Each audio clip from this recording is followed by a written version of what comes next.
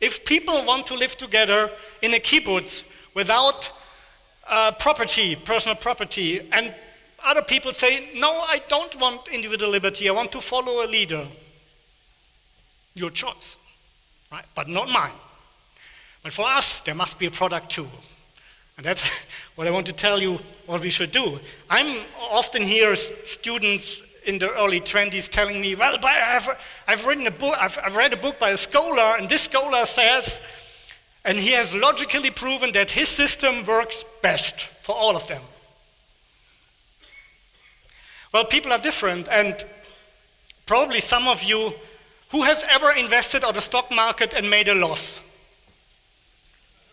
Okay, these people who now raise their hand, they are probably more humble than the student from my story, because we have already experienced that the best research trade can go wrong. And in the market of living together, probably it's not different.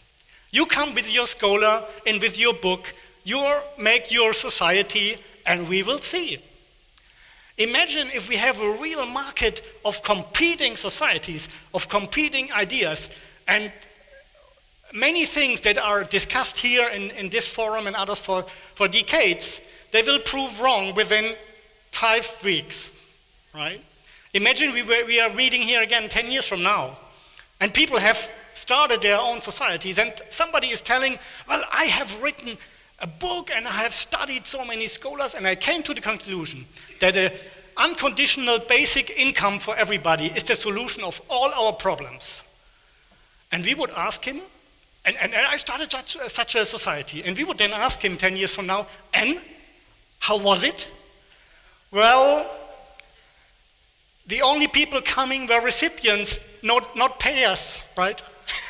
Nobody who wants to pay, only recipients were coming. So that is it's that easy, right? It's that easy. Just you try it out and we find out. Now I tell you my concept. Imagine a private company offers you the basic services of a state, that is protection of life, liberty, and property in a defined territory. You pay a fixed amount for those services per year. Your respective rights and duties are laid down in a citizen's contract, in a written citizen's contract between you and the provider. For everything else, you do what you want. Thus, you would be a contracting party on equal footing with a secured legal position, instead of subject of the government's or majority's ever-changing will. And you only become part of it if you like the offer. And this is exactly the idea of free private cities. For the first time in history, Rousseau's requirement of initial consent would be fulfilled. And there's no need for political participation, because it's just a framework, just security and private legal system. So it's self-determination instead of political participation. You can be an individual sovereign. You say, okay, there are 10 different offers in the region of the world where I'm living in. Show me your contracts. I like this one. I'm going to move there. And what we are offering in this free private cities framework is basically a framework for a spontaneous order to be created. So from a philosophical standpoint, a free private city is basically, I have some echo here, is this? Yeah. A free private city is basically a classical liberal minimal state, but it's provided by a private company. And it is also an operating system, like a computer system, that is open to more state ideas or less state ideas, right? Maybe that is not enough state for me. I want a free private city with social security, education, and all that. And other people say, no, that is, even Titus' idea is too much state for me. I don't want any security, any rules. That's fine. We have the opportunity to offer everything. And even as an entrepreneur, I could say, oh, well, I'm offering for this group and that group and this group. There's no ideology. It's a market, right? And the advantages are are manifold. I mean, people say, well, what's the big difference to Monaco? Well, it's a big difference. The prince can change the rules any day. I can't, I'm a service provider. If I do, you go to the independent arbitration, say, didn't say that I have to pay for this new swimming pool, right? So, legal certainty. Every resident has a signed agreement with the operator. This contract clearly defines the respective rights and obligations of the contracting parties, and it's enforceable by every resident. The operator cannot change this agreement unilaterally, and conflicts about its interpretation or fulfillment go to independent arbitration. Secondly, you have guaranteed security. Since you are paying for the protection of your life, liberty, and property, and only for that, you have a corresponding claim against the operator. So if your bicycle is stolen, you come to me and say, wait a minute, I pay for security. And I say, true, my fault. Here's the money for your bicycle, for your stolen bicycle. So the first and foremost task of the private security or police is therefore to provide for your security around the clock. And if you become victim of a crime, you are entitled to compensation. The police has to follow predefined and known rules of engagement, like the security on a cruise ship. Third, more freedom. Apart from the security package and the respective payment that comes with the contract, you can decide by yourself for what goods and services you want to spend money and which charity and political causes you want to support. You have full freedom of action, limited only by the respective rights of others and the basic rules laid down in agreement with the operator. This includes free speech, full freedom of contract, and freedom of association with your fellow residents. The interaction between the residents happens on a purely voluntary basis, not based on coercion. I still have some echo in it. Can we turn? It's okay? Yeah. Limitless innovation. Innovation is seen as chance, not as risk. Provided you do not harm your neighbors or their property, anyone can introduce new products and services without permission or license and pay for them in any currency desired. You decide on your own if you want to test or use those products or services. After a while, free private cities will offer a much higher quality of life to everyone. Fifth, getting rid of politics. There is no more need.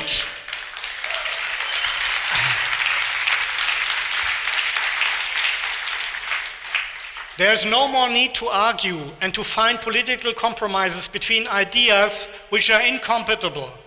Instead, specialized cities catering to specific ideological concerns are conceivable. Everybody can go into the system that best matches his or her convictions and personality. Given voluntary participation, everything is possible. This simple rule, voluntary participation, has the potential to disarm and transform even a totalitarian ideology into just one product among many. Sixth, and we can ease the migration crisis. Many people all over the world are suffering from political systems which are so bad that economic development or personal freedom is impossible to achieve. Others belong to minorities who suffer from political or religious intolerance. So they decide to emigrate. Creating free private cities in or near their home regions would establish a viable alternative for them. This would not only take away pressure from the main immigration countries, but also serve as a role model for the affected regions.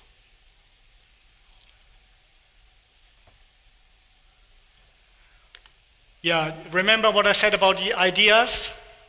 Talk is cheap, right? How do we make it happen? Well, remember we are on a market, and insofar we have to see what's possible. And just a second. Yeah, I did. This one. Thank you. Yeah, remember that we are on a market, And insofar, on a market, we are normally achieving things for profit, right? Don't we? And isn't this giving us all food and clothing and housing because companies are working for profit? Yes, that's true. And it's true because profit is giving the right incentives. Not to waste your resources, treat your customers well, because otherwise they will not come. And because this is the case, you can then say, well, why not for profit also on the market of living together? And that's exactly what I want to do. The requirement for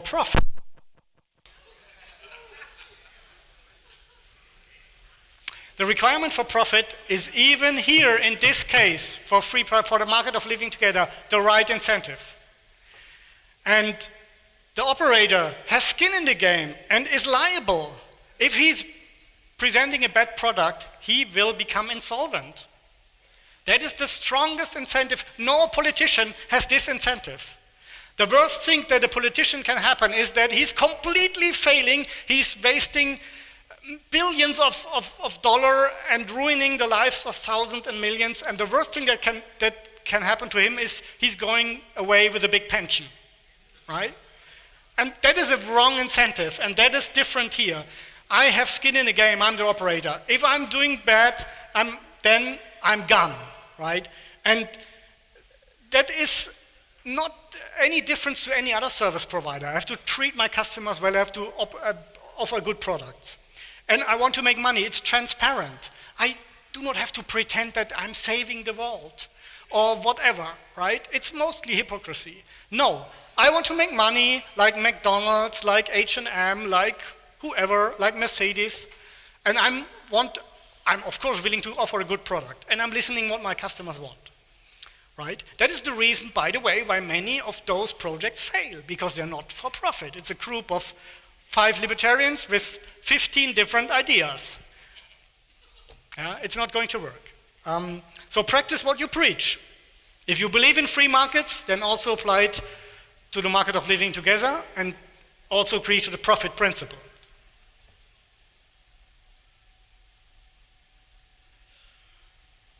Now for strategy, the ideas, making ideas happen. To make this happen, we need a certain autonomy. We don't need to have full sovereignty. This is Hong Kong. Hong Kong, the relationship between Hong Kong and China is something, it's called a special administrative zone, that can be a blueprint for a free private city. So we would be still under the sovereign umbrella of a state, otherwise it's not possible, at least in current times. But we would have the right to rule ourselves to a certain degree. We need a consent of a host nation. That is also another reason why projects of the past, like Werner Stiefel's Operation Atlantis or the Minerva project in the Pacific, failed. Because if you don't have the consent of the nations, they have the bigger military, they would just close you down, right? So what you have to do is basically you have to make an agreement with them. And if a country, there's only one reason why countries would do that, if they can gain an advantage, right? That is also the reason why Hong Kong is still there, right? China could just have occupied it. But Hong Kong has a value to China. And if we as a free private cities can have value to the host nation, because we are not coming with empty hands, we are providing investment, jobs, technologies, right? And in a region where before was nothing, suddenly Hong Kong is created. It's a win-win situation, right? So we are solving their problems. And perception is reality. I wouldn't come and say that's a disruptive technology and I'm putting you out of power. No, I say it's a special economic zone next level, right? Because it's easy. The special economic zones are already known. We have more than 4,000 in the world. And so we have even special economic zone with their own legal system. They are the Dubai International Financial Center, they have common law. We have in Abu Dhabi is a similar thing. You can say it's already there. They have their own system. We have countries like Honduras who have made a special law making something like that possible. We have other countries who are now interested in creating special crypto and blockchain zones to have clear and stable and reliable legal framework to attract guys like you, right? So this is all happening, and it's already there. And you have to make concessions, of course. These countries are part of international agreements against weapon trade, drugs, and money laundering. You have to make compromise in so far, right? But the first time is the most difficult. Imagine these free private cities were very successful over time, then not as now, I'm now going to the country, say, listen to the idea, do you like it? But maybe 10 years from now, countries come to us and say, please, please, bring your free private cities to our place. And then we can negotiate on different terms, right? But you have to start somewhere, and you won't have a perfect world from day one. It will get easier over time. Now the good news, it has already started. There are several projects who are more or less on the free private city model or similar models. In French Polynesia, the seasteading guys. We have, as mentioned, in Honduras, some groups. We have in Puerto Rico some groups. In Myanmar, a private city has already started. And we have in Georgia and even in Malta have ideas to create crypto special blockchain zones and combine those with a free private city approach. So if you are interested, I'm here, contact me. I cannot say too much details here in the public, but it has already started. If you want to settle there, if you want to invest there, if you're looking for a safe haven for your crypto business or whatever, talk to me. I basically know most of the projects all over the world. I have my own included, and we can talk then.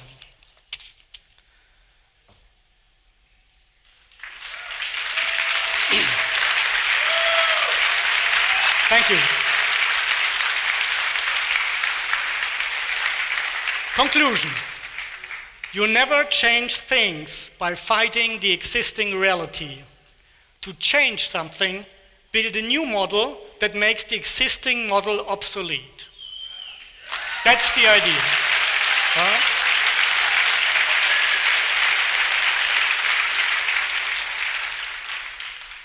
So if you're interested, check out our website.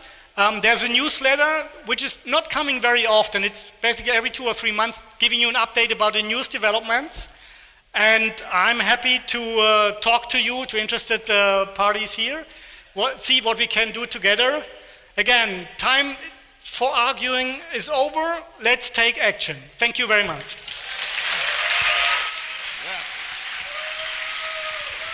Titus Gebel. Good job. Thank you. All right.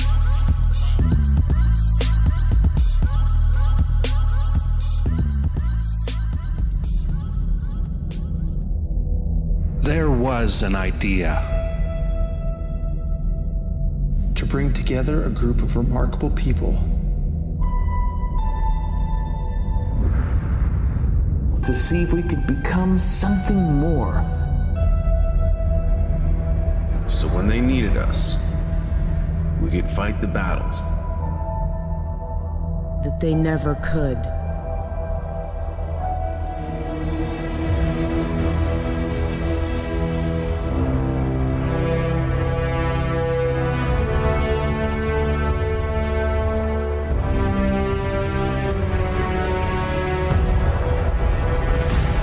In time, the state will know what it's like to lose. To feel so desperately that it's right, yet to fail all the same. Dread it. Run from it. Freedom still arrives.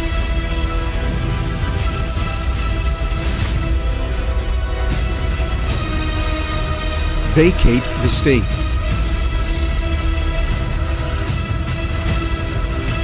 Engage all the speakers and get this man a microphone.